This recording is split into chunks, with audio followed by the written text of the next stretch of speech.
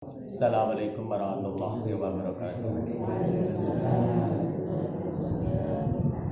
Bismillahirrahmanirrahim. Alhamdulillahirabbil alamin wassalatu wassalamu ala asyrofil anbiya'i wal mursalin sayyidina habibina wa safina sayyidina Muhammad wa ala alihi washabihi ajmain. Hamdan wa syukran bi ni'matil iman wal islam asyhadu an la ilaha illallah wa la syarika lahu wa asyhadu anna Muhammadan abduhu wa rasuluh. Allahumma rabbi shrahli sadri wa yassir li amri uqdatan min lisani yafqahu qawli. La haula wa la quwwata illa billahil aliyyil azim. Amma ba'du. Hadratul kiram dumateng para bapak kiai punyani bapak haji bini sepuh sesepuh jamaah wausan arba risalah ingkang dipun mulyakaken dening Allah Subhanahu wa taala ingkang kula hormati. Alhamdulillah ya rabbil alamin. Dene punapa kula panjenengan sedaya kalih Allah taksih dipun panggihaken nggih menika saged makembal wonten wonten ing musala ngaos sesarengan mugi-mugi saged beto barokah manfaat dhateng panjenengan sedaya saged nyababiahi barokah donya ngantos akhiratipun bidang amin ya rabbal alamin. Alhamdulillah malih dening punapa kala minggu boten saged ngaos ngapunten ingkang kathah memang berselamatan wae. Bismillahirrahmanirrahim. Bismillahirrahmanirrahim. Wa qala Nabi sallallahu alaihi wasallam man goda ilal masjidi wa raha adatallahu lahu nusula fil jannah kullama goda wa raha wa ja'a ibnu umul maktub. Man utawi sapane wong goda kang esu-esuan sapa wong al masjidah maring masjid waroka lan sore-sore sapa wong ada mongko janji sapa Allah Gusti Allah lagu marang wong niku wau nusula fil jannah areke ngenggonake ing dalem swarganipun Allah. Allahumma amin. Ulama boda lan semangsane padha esu-esuan waroka lan sore-sore wajaa lan teka sapa ibnu umil maktum.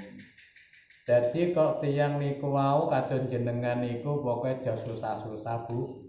Pak aja susah-susah sampai esu-esuan sore-sore padha makempal ngeten iki karo Gusti Allah niku ajeng ditempatne wonten swarganipun Gusti Allah. Amin. Dadi aja susah-susah alhamdulillah awake dhewe isih iso esuk-esukan lan sore-sore ngeten iki nggih. Lakne esuk niku subuh, lakne sore ya magrib ngeten iki. Luhur lak ditambahi ngasar teko magrib. Lak luhur teko ngasar, sidamu gulung kuming ora nyambet gawe luhur teko ngasar.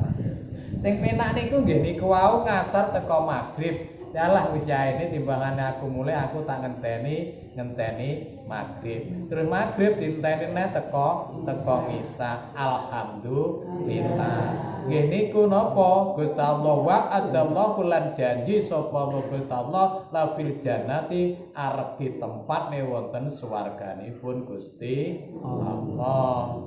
Lah terus ngoten niku wajaa ibnu umul maktum ila Nabi sallallahu alaihi wasallam wajaa lan teka sapa ibnu umul maktum niku wau. Umul maktum niku tiyang estri ila nabiyu iku suwan dhateng ngarsane Kanjeng Nabi.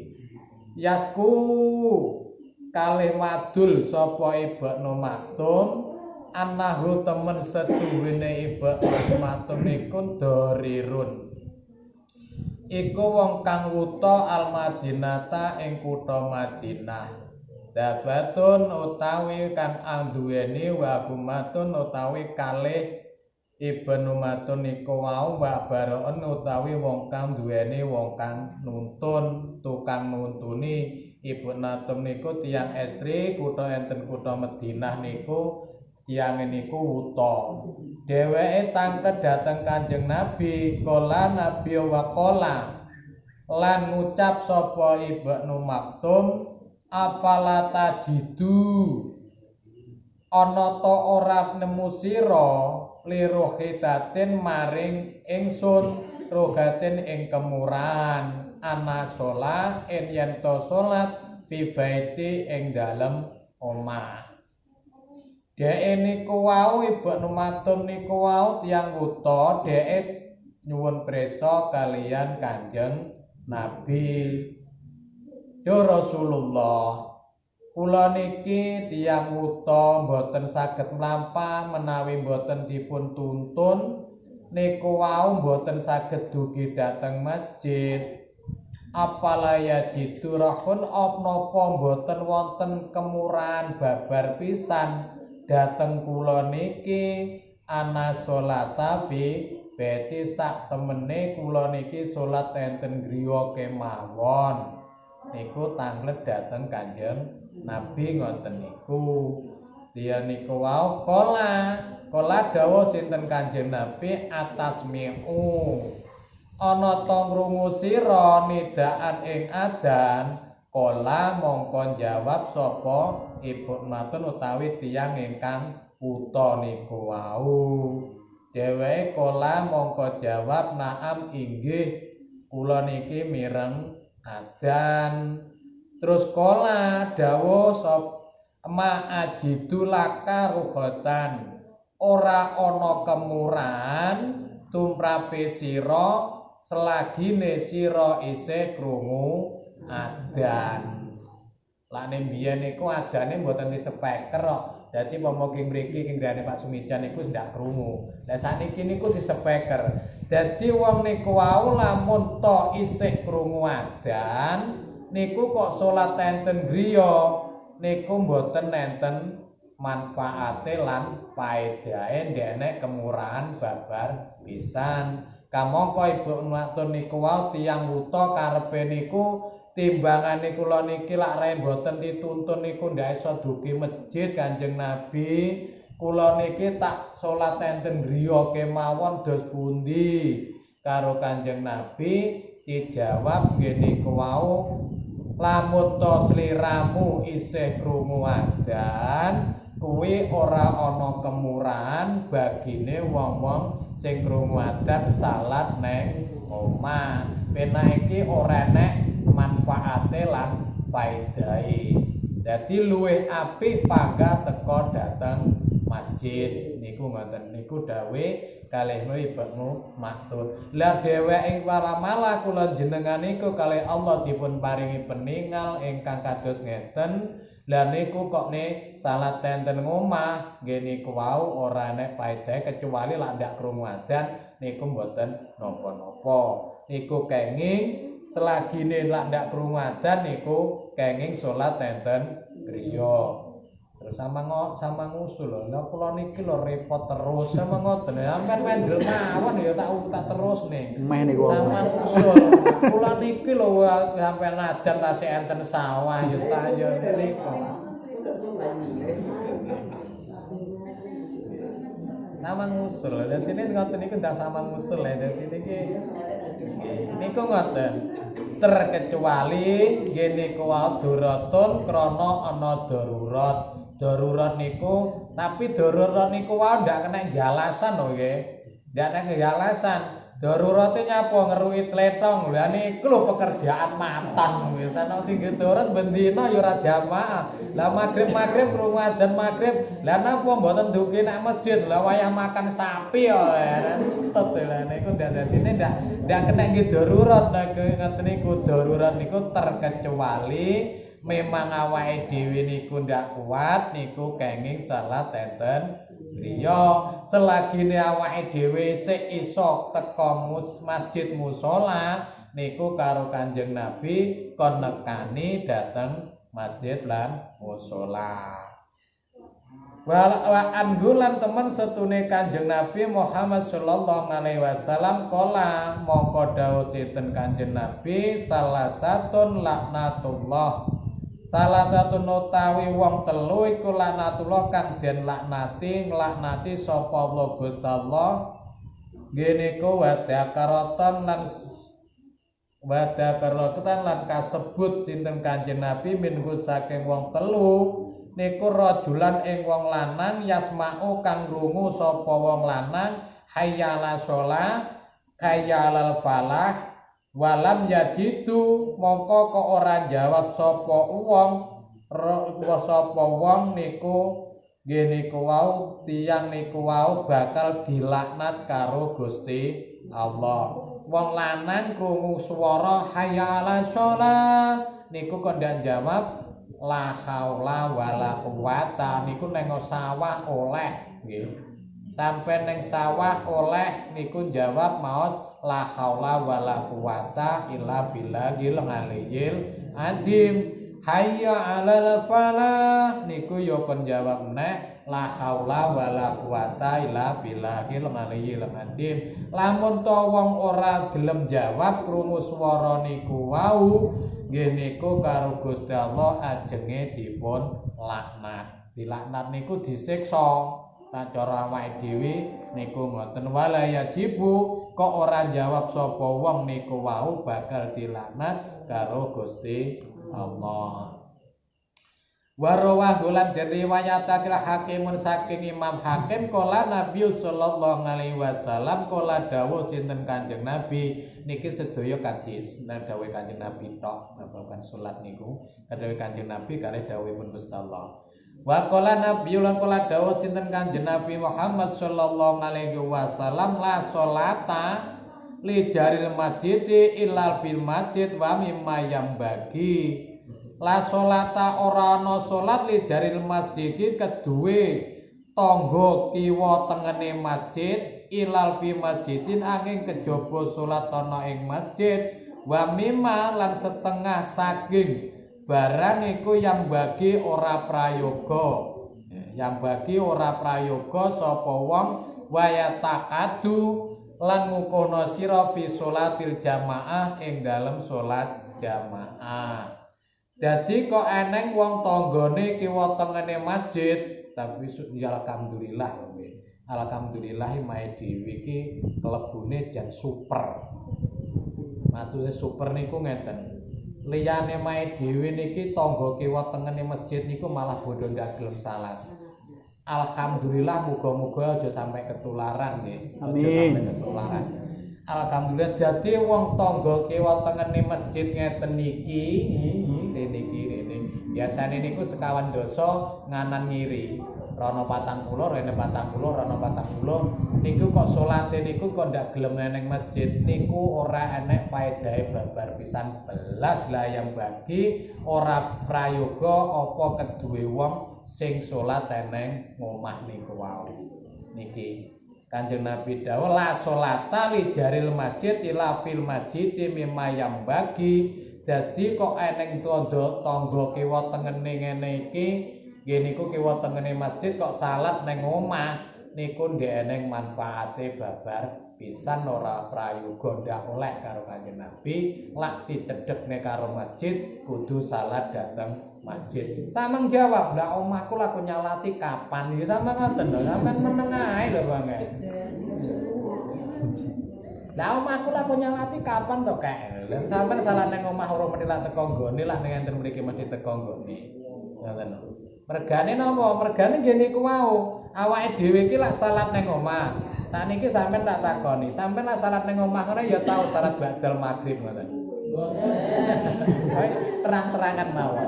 Sampean lak salat ning omah ya tau salat tobat. Ya sampean nggih tau lak ning salat ning omah salat hajat.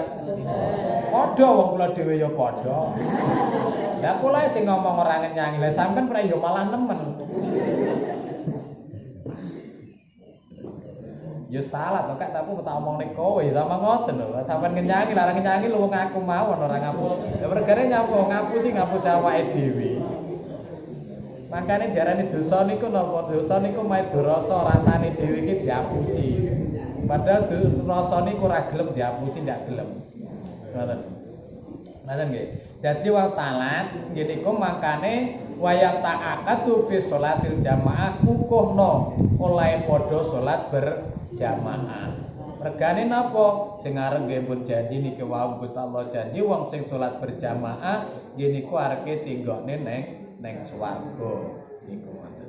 Niku janjine Gusti Allah dateng umate. Riwayat ta'atu fi sholatil jamaati taswiyatu sufufi tawara'atu fiha. Qala Nabi sallallahu alaihi wasallam sufufakum wajadu baina manabikum walatu fi aidikum khawatikum. Dawi sufu pira-pira barisan, sufu niku barisan. Watrat lan lurusna sira piga ing dalem barisan. Kanjeng Nabi dawuh kala Nabi sallallahu alaihi wasallam suwu fakum lurusna padha lurusna barisane sira kabeh.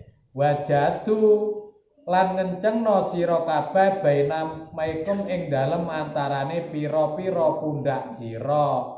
Dadi sing dilurusne niku pundake niku pun ngantos moncal-moncol ndak pareng. Besok lak moncal-moncol ngoten kewayah dina kiamat dipapras gawe geni ngoten awake dhewe ora eman bokonge. Ira bokonge cilik, bokonge gedhe kaken keneke lho. Ora bokonge cilik kaling-kalingan karo sing bokonge gedhe dadi ora dipapras mboten kenging. Mangkane niku kon lurusne niku wau damel niki rapak napa sing dilurusne niku tungkak. Nggih. Tungkake niku dilurusne pomo garis niki kabeh ya kudu oleh ngarep garis kabeh. Niku karo Kanjeng Nabi kon lurusne ngoten niku. Terus lakne mboten dilurusne nggih niku wau resikone besok enek paprasan. Besok kula apa ning kono yo dadak tilurus nggih dadi ribet. Ning muga-muga awake dhewe iki aja ngenyangi keribetane dina kiamat. Nggih. Regane sing arep mung diterane wong sing salat jamaah arep diliwatne siratal mustaqim kaya gening buruk cepet banget. Arep dilaki rupeke siksa kubur, arep dilaki nggih niku wau rupeke dina kiamat krana napa? Krana lae padha berjamaah niku wau sing arep riyen niku kan pun diterangke ngoten. Terus niki ditompo terusne ngoten besok lak entek iki ganti malih. Nggih ngoten nggih. Niku ngoten. Dadi kon nglurusne wajine baina manabikum ing antarane pundak sira. Wa naumen fi aidikum lan lurusna sira ing dalem pira-pira tangane ikwanikum saking kancanira pomong ngeten iki tangan niki kudu lurus karo kancane. Ikwanikum saking kancara wasudu khalin lan buntetana sira khalilan ing bulungan utawa sela-selane fa inna syaiton temen sedune setan niku yatulu bakal ngleboni apa setan fima ing dalem barang bainakum ing antarane sira kabeh. Dadi mangkane niku lakne salat, lakne sing ngarep tase kothong, wong salat niku wau apik rapet tinimbangane kothong. Mergane lakne kothong nggih niku wau Pak Inna Syaitan mongkon tembune setan niku yakulu mlebone dhateng barisan mriki bainakum ing dalem antarane sira kabeh. Dadi wong salat niku apik lurus pepet niku wau luwih apik tinimbangane kothong pomo sing ngarep kothong niku sing mburi kudu masek dipun beki. Niku dawuh Kanjeng Nabi ora mak syukur ngawur mboten. Aturane wong salat niku Kanjeng Nabi lak paring aturan ngoten niku. Dadi lak ning ngoten terus bainakum bimansilahu lamun to panggonane niku khatiafun niku wa panggonane kothong kadofin kaya dening wedhus yakni tegese wedhus niku ala dalin anake wedhus dawuhken utawa wedhus cilik bisogirin kang cilik waroane lan sake wedhus niku bariawen nggih niku penake ngoten lakne setan niku lakne mlebu ning sela-selane napa sela-selane barisan niku ibarate padha karo cemple sing cilik nika lakne atur setan niku bunga nang kono kuwi ginjal-ginjal padha karo cemple nyulat rono nyolot rono nyulat rono ngoten dadi akhire niku wau nggodha dhateng kula jenengan oleh padha nindakne salat supaya nyapa supaya salate niku wau bene rusak bene ndak eling karo Gusti Allah terus akhire eling nggih niku wau. Mergane napa digodha karo sanake karo setan niku wau dadi colat-colot nyolot rene. Tapi lakne barisane niku kebak setan niku wau ya susah.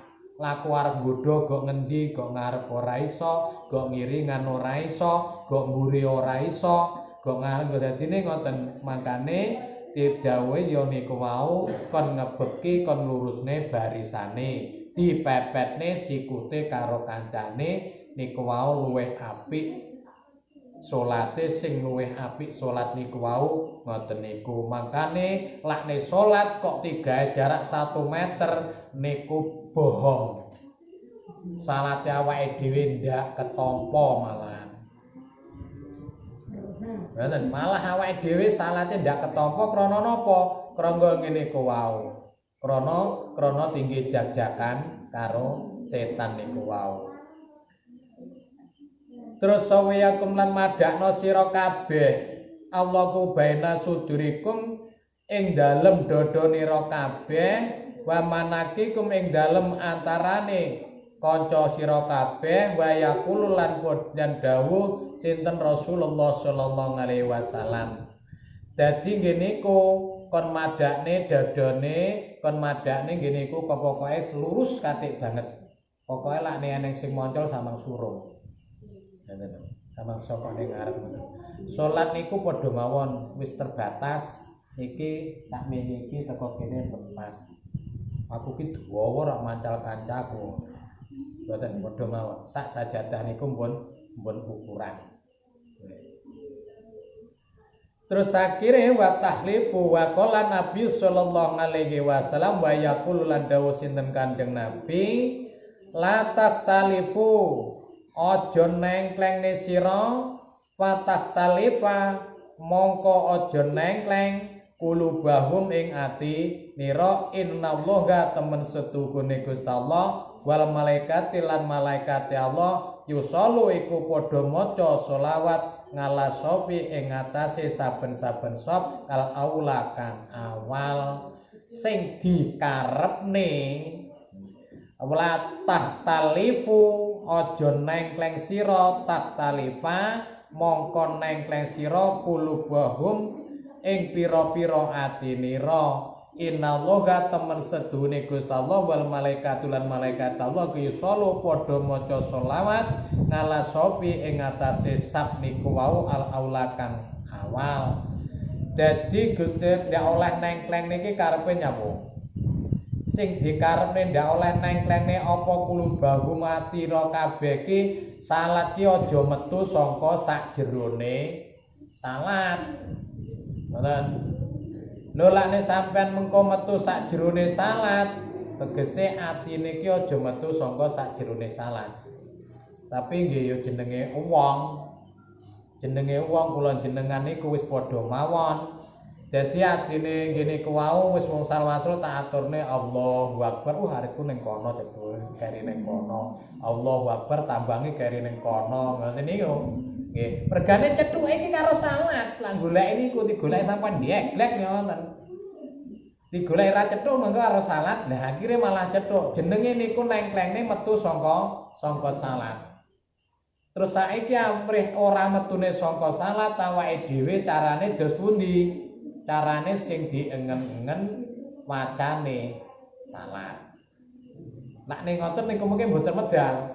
Sing diengen-engen niku macane salat. Pama bismillahirrahmanirrahim kabiro ya maca kabiro sak nyandake wayah Fatihah ya maca Fatihah sak nyandake lak jamaah niku walaupun sampean ndak cukup niku mungkin pun cukup kabeh ketut padha imame genep jamaahe ya genep niku menange wong jamaah lak awake dhewe nggih niku wau nengklengne atine metu saka salat niku wau awake dhewe malah lak salat niku wau renek paedahe. Mergane Allahu Akbar ora usoli akhire niku parane teko ngendi-ngendi laku wiwil ka urung wis iki jame yaene salat kesuwi men.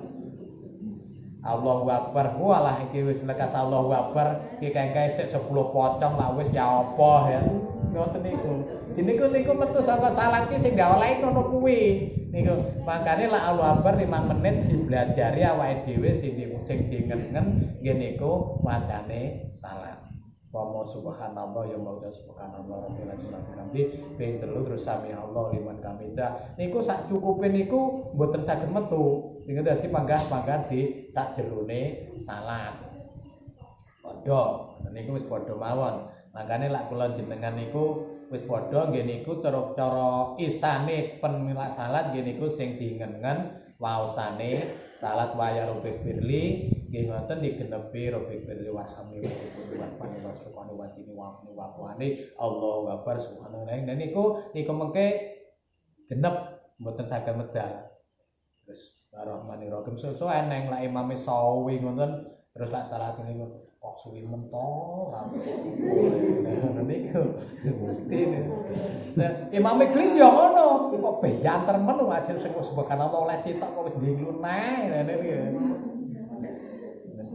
niku menangi lak berjamaah menangi niku ngoten niku pira nanti nyata nggih niku ngoten makane awake dhewe belajar ora iso kancane belajari ndak iso namung ngarane amrih ndak metune ora asangka ati nggih niku wau sing dingen-dingen wacane salat engko wayah rukun maca iki sami Allah kok urung genep ora apa-apa lak imame wis anu melok mboten mawon mboten napa-napa salat niku wau sing baku Fatihah aja sampai ditinggal liyane kuwi oleh sitok ora apa-apa sunate 3 wajib sitok lak wis wajib sitok ya dene genep 3 niku mengke pun sampurna ora genep ora apa-apa maca subhanallah ya rabbi wa bihamdihi oleh sitok wis sami Allah dari salahne makmuman dari sami Allah liman imame maca sami Allah liman hamidahu rabbana lakal hamdu sampean lane sami Allah liman hamidah ngoten nika sampean jawab langsung dijawab Rabbana lakal hamdu sak teruse. Nggih. Dadi ora pomo imam kan sami Allah liman hamidah sampean langsung jawab Rabbana ini pas ngeten Rabbana ki ngene. Dadi menghormati karo Gusti Allah. Rabbana duh pangeran kula ngoten. Rabbana lakal hamdu mi'us samawati. Ngoten niku jenengan terus. Nih, sampean ora usah muni sami Allah ora apa-apa. Janji imame wis muni sami Allahu liman hamidahu Rabbana lakal hamdu diterusne sak cukupe niku ngoten lak nek makmuman lak dhewe niku ya kudu genep ya muni sami Allahu liman hamidahu Rabbana lakal hamdu sak teruse tapi lak makmuman nek sampean langsung jawab mawon Rabbana lakal hamdu milkus samawati wa milkul ardi wa min umasita misaihim ba'du itu ngoten terus kok iku ngoten sik cukup semonten mawon iki kan berhubung nika jenenge Rebo Wekasan niku safar terakhir niku Gusti Allah nurune balak niku wau titik mamung 300 swidak penyakit nggih akeh-akeh yo penyakit akeh-akeh yo lan duwe ora apa 300 swidak ewu lho jajal to terus niku yo kaya penyakit mentrep pilek corona sembarang kuwi niku tiap mboten namung sakniki tok kawet jaman Kanjeng Nabi niku mangkane diwontene ngene ku wau Rebo terakhir ana ing wulan Sapar. Lak wulan Sura niku wulan kebebasan saka para nabi-nabi sing padha dibebasne saka bebaya. Lak newu terakhir Rebo terakhir wulan Sapar niku Gusti Allah nurune balak niku wau wis 300 swidak balah niku akeh kathik banget wis ora usah dipikir sampean kok pikir sampean malah lara netral ora usah dipikir sing penting malam Rebo Wekasan niku ngawontene amalan bareng istighosah nenten mriki bareng-bareng syukur-syukur sampean gawa toya. Ngoten nggih. Beto toya dereng mriki engko Kyai Patikah didongani bareng-bareng muga-muga awake dhewe meniki terus dibebani saka penyakit sing kathahe 360.000 penyakit niku wau. Ngoten nggih. Terus niku napa tulake? Mengke bakda ngisa dipun salate sekawan rakaat yeniku salat tulak bala. Ora iso ya usoli sunatan tulak bala. Ngoten mawon. Nggih to. Usoli sunatan lidafil bala rongate niku salate 4 rakaat nggih. 4 rakaat niku tiap bakda Fatihah maos inna a'tona kal kausar ping 17. Lajeng kula wakat ping gangsal. Lajeng palak nas niku ruku mengke tiap Fatihah neh nggih panggah niku surate sampai sekawan rakaat. Niku tulake nggih niku damel tulak balak sing kathahe semonten niku. Mangkane Gusti Allah nurune penyakit, Gusti Allah ya nurune tanggane penyakit. Ngoten nggih. Dadi niku pokoke anak putu bojo lak gah lara kon teko kene. Lah timbangane wae lho teko rene tik-tik ngene iku dislametne karo Gusti Allah. Lah timbangane nang omah paling ya nyakruk, paling ya ngopi karo ngudut. Lah andin yo mengko ya eno andina. Kali rong salaman dadi 4 rakaat niku didamel kalih salaman nggih. Lakne siang didamel sekawan rakaat digawe sak salaman, lak ditindakne siang, tindakne dalu 4 rakaat digawe rong salaman. Usoli sunatan taulak bala ngoten mawon nyapa nyati awake belajar wis tuwek ora apa-apa Gusti Allah niku Maha tahu niate sampean niku kabeh cara Jawa, cara Cina, cara Londo, cara Inggris karo Gusti Allah dijampe kabeh. Ora kudu Allahumma mboten. Nggih. Mangga niku sing penting niku wau ikhlas, niate ikhlas kabeh dipun ijabahi karo Gusti Allah. Gawa banyu, syukur gawa uyah berdijasahi cemplunge sumur pluk pernaman. Nggih, niku wonten. Bawa panganan apa ora yo lek juga wanen. Ora reneng yo ora usah go. Sampe mari takok, "Mboten panganan apa mboten, Pak?" Nggawa yo ora apa-apa, malah oleh go berarti nek dipura. Kesel-kesel bareng ora panganan, ora apa-apa. Sedekah niku oleh-oleh mawon. Dalam ndak ada sumur. Yo sawurne nang latar wonten griya mboten napa-napa. Mosok wong urip ra di sumur. Cemplungne gentong, ora duwe gentong cemplungne ceret, ora duwe ceret sadek. Dalam lakne posone ketawise mboten diterane, ora enak ya. Posone mboten pomo poso ya ora apa-apa. Namung amalan tok. Amalane yo istighosah kaya biasane nika. Apa nih? Bar magrib Mas Yasin maca Yasin 3 ambalan. Terus bar kuwi mengke yo Yasin cukup Yasin Allahu akbar terus istighosah sak cukupe. Ngelak hasbunallah lak maca sing rada akeh aja kurang sangka 100. Bismillahirrahmanirrahim wakil. Ya kok lak sampean hafal tambah ya qadim ya daim ya fardu ya witru ya akadu ya somadu ya akadu ya somadu ya qayyum ya qayyum ya qayyum ya qayyum ya qayyum ya qayyum ya dzal jalali wal ikram ya dzal jalali wal ikram hasbunallah wa ni'mal maula ni'man nasir. Wong saged pelajare nggih niki benjing langsung saged kabeh iso. Asale mungkin mboten namung sepindah kok. Bolak musal wasil. Wasil niku lak gede lak cilik wasil. Wong derek mawon. Pokoke derek. Saged pokoke enten mriki kabeh iso. Nggih. arek iso. Kare anu nggih, kare malih lak nek badhe salat, lak nek imame wiritan iku jenengan melok muni. Aja dibatin. Sak isone nggih nglatih lisane niki. Wis lisane muni astagfirullahaladzim ya muni astagfirullahaladzim. Aja isin. Kok suwe-suwe saya saged.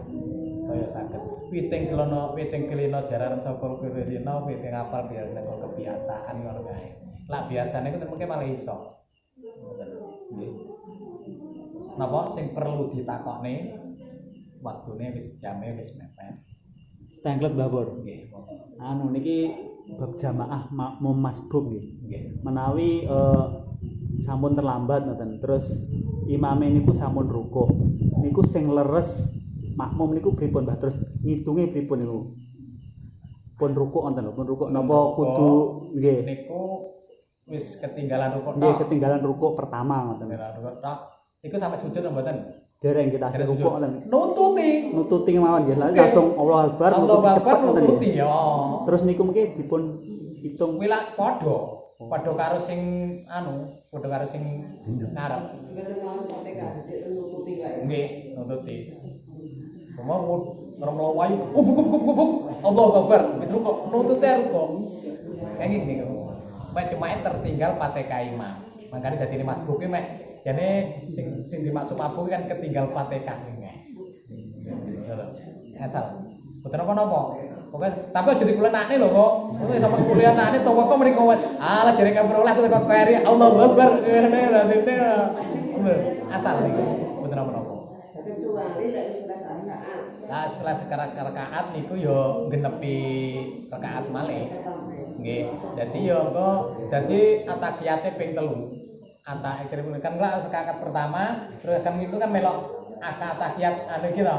Lah niki sampean kok yo panggah cukup pokoke teko Allahumma sholli ala Muhammad dadi panggah ataqiyat awal. Engko terus nutupne dadi anu nek. Dadi pomo maghrib kowe sampean yo panggah. Panggah dadi yo genepi ataqiyat awal panggah. Terus akhire ditakni yo panggah terakhir. Jadi oleh sitok kan terpaksa dheweke sik kan bareng terus lekas neh kan bareng imam ngadeg Fatihah kedua. Lah kuwi kan Allahu Akbar, lah kingko kan kira madheke melok ataqiyat, makmum iki nggih, terus engko ngadeg neh, terus kingko ataqiyat neh kan ataqiyat dadi nek ping 3 nakane dhewe. Ngoten. Dadi ping 3 nalihe. Niki kok dadi sampean ataqiyat kedua iki yo panggah teko Allahumma sholli ala Muhammad ndak dihabisne. Sing ketiga ya awake dhewe. Ketiga genepi ngentek akhire ngoten. Dadi wong salam awake ngadeg. Dadi imame salam sampean ngadeg genepi rakaat niku wau. Terus apa malih? Karena Mas Luri sing pitakonan sing riyen nika terpaksa panggah kon ngebotne wong tuane manggan. Ndak oleh ngebotne bojone. Sik kudu abot wong tuane. Panggah kon ngebotne wong tuane. Regane awake lak ninggal bojo ndak kenek patrapan dosa, lak ninggale wong tuwek awake kenek patrapan dosa. Dadi kudu abot wong tuane manggan. Paribasane karo pelem kaya karkot karek peloke panggak momotana ngono ae. Abot wong tuwek panggak. Ya oleh ngene bojo. Lak ora bojone karo bojone wedi golekno buruh. Golekne buruh, lak golekne buruh ora oleh deleh nang panti asuhan. Dibayari. Panti jomo mbayari. Agak abot wong tuwek ndak oleh ngebone bojone. Regane lak bojo niku wong liya, lak wong tuwek arep kaya ngopo panggah wong tuane dhewe. Bojo dipegat iki kan wis wong liya. Wis ndak lah wong tuwek arep kaya ngopo panggah wong tuane awake. Oleh bojo dirasani panggah. Dadi panggah ngebone wong tuane ndak oleh ngebone bojone. Nggih. Jadi niku mau kabeh iso menyadari kabeh iso nampa pokoke iso. Marelah nggih niku klaturne lak bocah nyaya suwe nyaya blenek, lak wong tuwek nyaya suwe nyaya ora genah. Nyaya ora genah. Lah bocah nyaya umur 5 tahun 6 tahun nguyuh wis iso wis natur dhewe. Lah nyaya tuwek, lah niku malah nyuyuh wis lekas sambukan urung lekan diangkah ngoten wis duking pundi-pundi. Dias. Nah mangkane niku mbiyen tau ditatur, wis saiki ya natura. Mbiyen tau didulangi, saiki kudu dulangi. Mbiyen tau disusoni, saiki awake ya kudu bales nyusoni. Ya ngoten nika, sampe suwi, Mbak. Iki awake bal-balisen ning ngene. Niki sakjane ngopeni ngeten iki nebus dosane piyambak awake dhewe. Awake dhewe-dhewe. Nggih nebus dosa nggih ngoten. Mangkane nggih niku wau awake dhewe lho. Wong tuwek ki lak nyewoke awake ki mulai umur sedina, rong dina, bayi pagut, bayi telu, bayi pitu, setahun. Karo tengah rong taune isih nyewoke. Nggih, nyewoke nggih. Lah awake dhewe ngopeni wong tuwek paling suwene rong sasi ngoten mawon wis. Iya, warane geprek. Rong sasi wis geprek. Awake ngoyo ora teratur lho. Atu lho wis lekas sambekane wis metu. Klepe iki among. Ngoten. Nggih kabeh ngelek mangkane kenek diarani dadi ora ngomongane kenek apa? Kenek B pira? B5 apa B7? Beser bingung, budek. Pikun bawur. Lah niku wis nadire. Mangkane niku panggah kon ngebotne wong tuane tinimbang bojone. Lak ora iso karo bojone golekno buruh, ora iso golekno buruh ditelen nang panti jupo mendina dibayari. Lak ngoten mboten kedosan awake.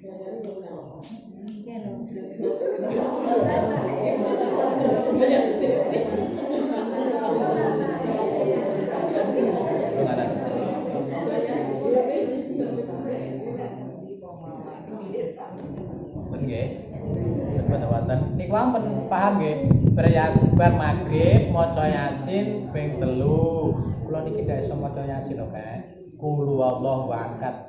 Qul huwallahu ahad ora iso sama maca kulhu. Ora iso kulhu maca ahadun. Lho, akadun niku malah wiji ora iso akadun kon ngekekane maca somadun. Lak sampean pengen sugih utange ndang teh sama wacane somadun iku dat sing komplit kebutuhanmu wong tapi ora lek pindho ping 3 somadun wis njaluk utang karo 0,5 juta diwacane petu ora cukup.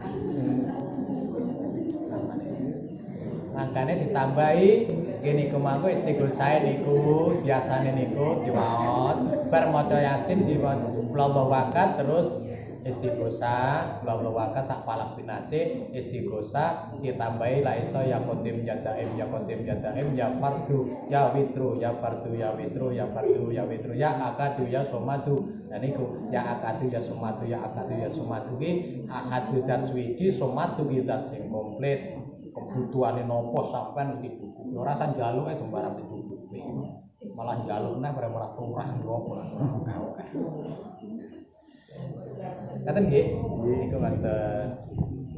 Iya apa sampean engko bar niku ki kok sir alah ya gawe-gawe nyamian telu telo kono apa ngono iki ndhuwur bulu wis enak iki.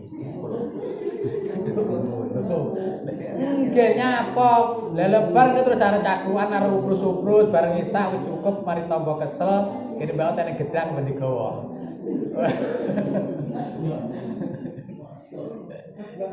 Ya ora apa-apa nyapa, awake ngoten lho. Lah nggo ngono ora mudah melarat. Wis sampeyan ora dilimpah-limpah. Niku ngoten, nggih. Kinten ngoten. Pun boten wonten nggih? Nggih. Wis kena ditampa nggih niku wau. Sampun. Cara dongane ya wis didongane slamet ngono ae. Wong awake lho butuhe slamet. Nggih.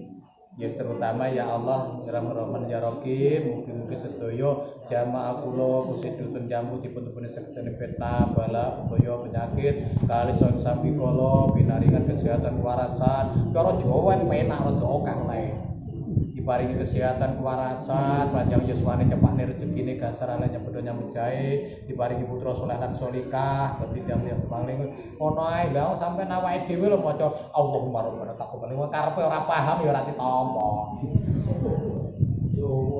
Jawa penak to wong diwae wong Jawa penak malah ditampa niku mengke lha saniki lho sing penting ikhlas nggih sing penting ikhlas saiki tak kek contoh gampang contone penak sing kaya pamane kaya kula niki wapal maca bismillahirrahmanirrahim ayat ingsun ya apane bocah nangis lha nek japan lha sing apal sing paseh ngono niki terkadang ora mbandi sing mek syukur ipik-ipik ngono ya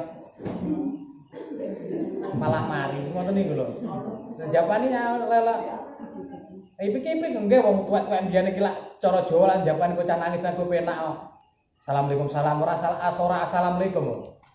Assalamualaikum salam sapa tipak dipikaring jaba kuwi aku maling tulika arep apa sedara nyok corop tolongen sarap sawane si dabang bayi rep sirep adem asem sakit cep laku sakit kasenala. Ngene lho mari. Ya mek ngono kuwi lah japane. Ngono mari lho ya. Cara Jawa niku malah genah tapi paham awake dhewe. Iku malah mari. Sopo cipak-cipik kono njaba aku maling culika ya aku dhewe arep maring culika aku maling culika arep apa sejala nyoh colongen sarap sawane si jabang bayi rep sirep saking kersane Allah cepakep saking kersane ketibane dupute lamya didoni cocok lha ngono ki lho ya mari tenan jarane sing maca ayat kursi sampe degleng tek ayat karek krosine kaprone ra mari ning klek-klek ngono malah mari wong tuwek-tuwek biyen niku ngoten makane aja nyepelekne karo wong tuwek sampean ngoten nggih kira langkung pangapunten muga-muga wonten manfaat lan faedah sampean nak ane apal sing tak waca ngono nggih sampean ku ya iso oleh bocah tekan iso baca tuh bener-bener ditolong arep kula sampean lan apal niku wau, sampean kok mesti mandi. Mari, yakin mari Gusti Allah sing gawe mari. Kula niku diwarai Mbah Gunung niku ya ngono. Karo kale tak warai nggih anake nangis putri nangis nggih yo jabani karo gandeng sepeda ontan niku kudu pipik piye to ngene. Ya kuwi enggak dipak-pipik kono jaba apa mari ndika ngono kuwi ya wae ngono kuwi. Ya wae ngono kuwi. Tolong carap sawah wis dibajab-jabang bayi rep sirep saking kersane Allah. Ambiyan ora Allah, regane ngalah. Kersane ngalah, la ilaha illallah yo an. Mari yo. Niku namung keyakinan. Lah sampean ndak yakin yo ora mari, tapi lah yakin insyaallah dijabe. Kabeh niku namung keyakinan. Karena pamunten belajar berikutnya. Assalamualaikum warahmatullahi wabarakatuh.